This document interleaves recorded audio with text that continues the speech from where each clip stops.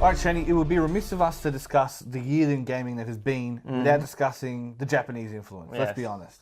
So it's been a really big year for Japanese games. So, start off with the fighters. Start off with the fighters. There's been Blue Balls or Blaze Blue, Persona 4 Arena, Ultimax, Arcana Hearts. Then there's also coming Guilty Gear. Is that what we're calling it? Xrd, I think I don't know. It's a silly name. Yeah. But and that's without even covering the Earth Defense Force game, Bayonetta, Keeper Strip we finally got over here. Strip. We had Samurai Warriors. Yep, and Samurai Warriors was a real innovation. I guess even Hyrule Warriors as well for going down that same tack. So an awesome year to be a fan of Japanese games. And then on top of that, they're pushing hard into next year. Like we're finally getting the Yakuza 5. Yep.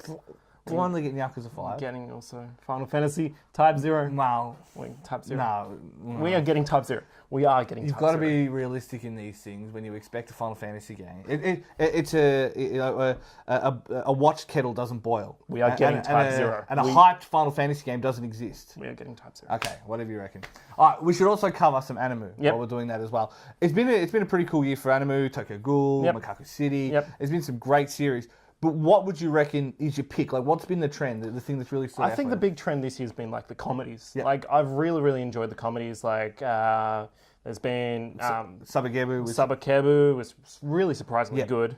The year started off really well with Kill la Kill, which started off as a comedy, I reckon. Yeah, it did. It really did. Serious business. But some I guess one of my favorites have to be like Minako Aso. Like, I personally enjoy that. It's probably maybe not the greatest overall in like the sense, but I personally just 100% really enjoy it. No, and that's fine. That's what it's about. And particularly with anime where there's so many different, interests covered.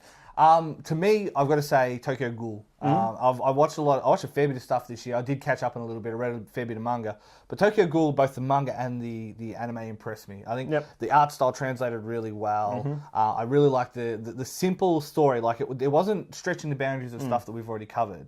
But just some of the huge psychological moments in there were just, they nailed it. Another mention that I've got to do, Hana Monogatari, another one of them. Always loved them. So. Yeah, they're just known for their consistently good. As soon as I hear Monogatari in the title, I'm like, well, I'll have to chuck that on the list as well. But so that's your pick, Minako Aso? Yeah. All right, Tokyo Ghoul. Check those out. Definitely worthwhile.